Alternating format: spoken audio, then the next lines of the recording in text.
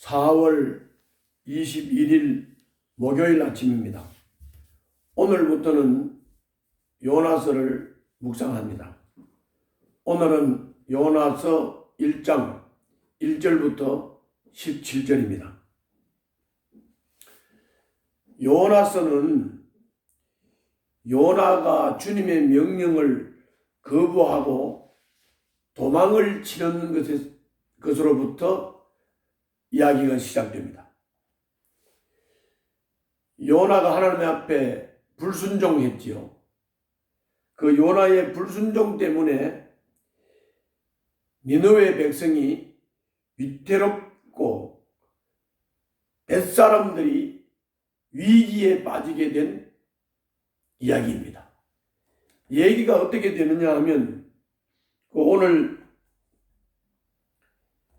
1절부터 8절까지 보면 그 얘기 줄거리가 이렇습니다. 요나에게 하나님이 니느웨로 가서 외쳐라. 그 니느웨 백성들의 죄악이 내 앞에까지 이르렀다.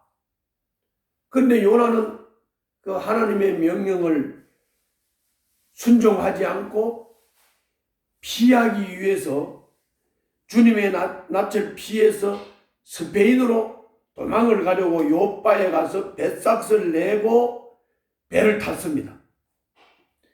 하나님이 큰 바람을 보내가지고 태풍이 일어나서 거의 죽게 되었습니다. 배에 실은 짐을 바다에다 던지고, 그런데 이 상황에서 요나는 배 밑창에 들어가서 깊은 잠에 빠져 있었습니다. 선장이 당신이 뭘 하고 있느냐? 당신의 신에게 구하면 당신의 신이 우리를 죽지 않게 할 수도 있다. 그럼 또 사람들은 제비를 뽑아서 누구 때문에 그런지 알아보자. 그래서 제비를 뽑았는데 요나가 걸렸습니다. 그래서 요나에게 우리에게 말하라. 누구 때문에 이런 재앙이 우리에게 내렸소? 당신은 무엇을 하는 사람이며 어디서 오는 길이요? 어느 나라 사람이요? 어떤 백성이요? 막 두려워서 제비 뽑힌 요나에게 막 집중으로 묻고 확인을 했습니다. 9절 이하에 보면은 요나가 대답을 합니다. 난 히브리 사람인데 하늘에 계신 주 하나님, 바다와 육지를 지으신 그분을 섬기는 사람이다. 자기가 주님의 낯을 피해서 지금 스페인으로 가려고 이 배를 탔다. 이렇게 말을 하니까 이 사람들이 겁에 질려서 어쩌자고 당신은 이런 일을 했소? 바다의 파도가 점점 더 거세게 일어나니까 이 사람들에게 그럼 우리가 어떻게 하면 좋겠냐고 요나에게 물었습니다. 그래서 요나가 말합니다. 우리가 당신을 어떻게 해야 이 바다가 잔잔해지겠냐고 묻는 이 사람들에게 나를 바다에 던지라고 했습니다. 그러면 풍랑이 잔잔해질 것이라고 했습니다. 그러나 어떻게 요나를 물에 던져서 살인하지 않고도 어떻게 이 풍랑을 견딜 수 있는 방법을 찾기 위해서 육지로 돌아오려고 했지만 파도는 점점 더 거세져서 헛일이 되었습니다. 그래서 어쩔 수 없이 요나를 바다에다 던지는데 이때 사람들도 사람을 살인하는 것에 대한 두려움이 있었기 때문에 하나님 앞에 빌고 기도를 했습니다.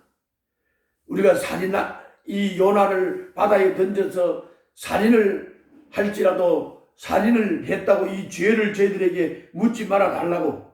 그리고 요나를 바다에 던졌습니다. 그랬더니 풍랑이 잔잔해졌습니다.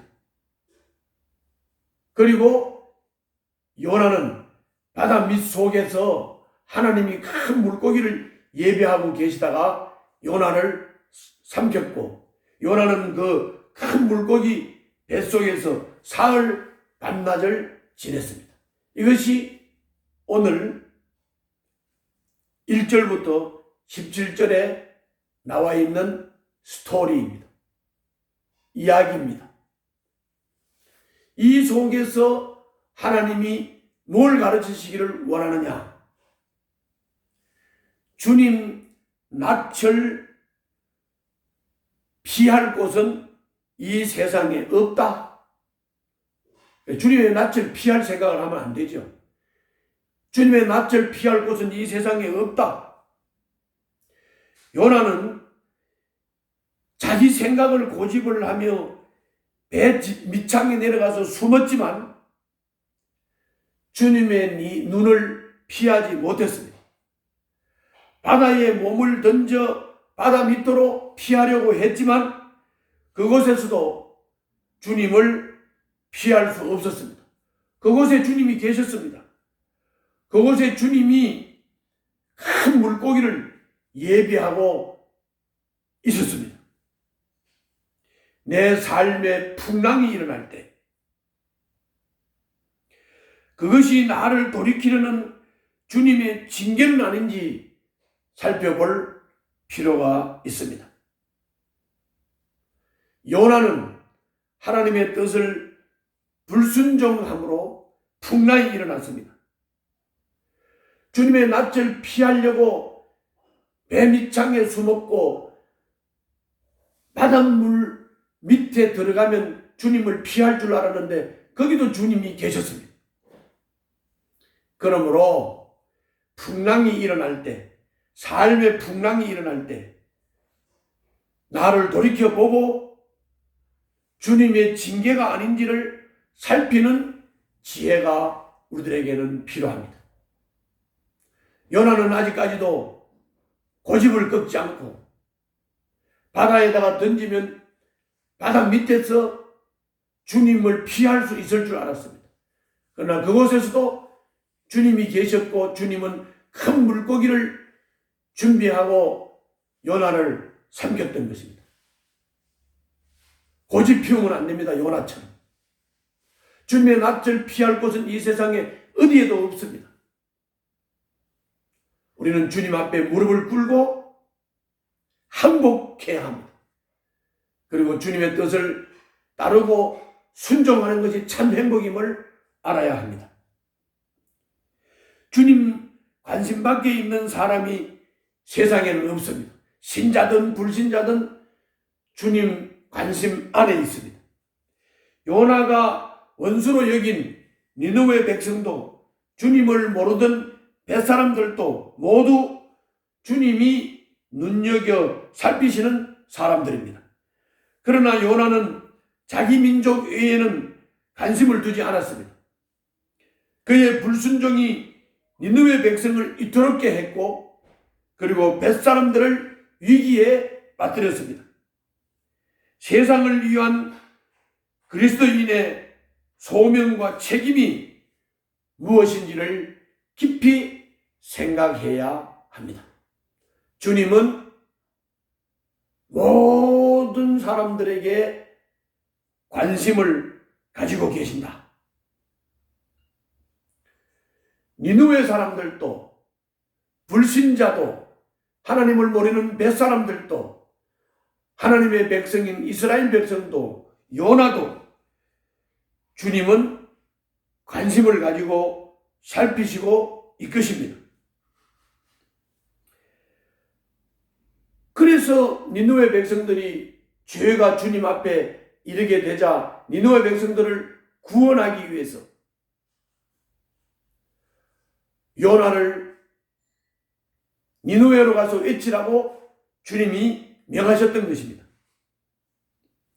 바로 이것이 그리스도인의 소명이요 책임입니다. 우리 그리스도인들은 바로 이 불신자들에게 주님의 뜻을 알리기 위해서 우리를 부르셨습니다. 그러므로 우리는 하나님을 모르는 불신자들을 깨우치고 하나님께로 이끌어야 할 책임이 있는 것입니다. 오늘도 주님의 소명, 즉 부르심의 의미를 알고 그리고 그 책임을 다하는 하루가 되시기를 바랍니다. 기도하겠습니다.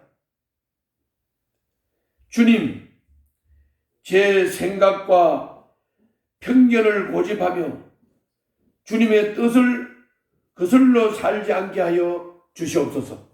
예수님 이름으로 기도하옵나이다. 아멘.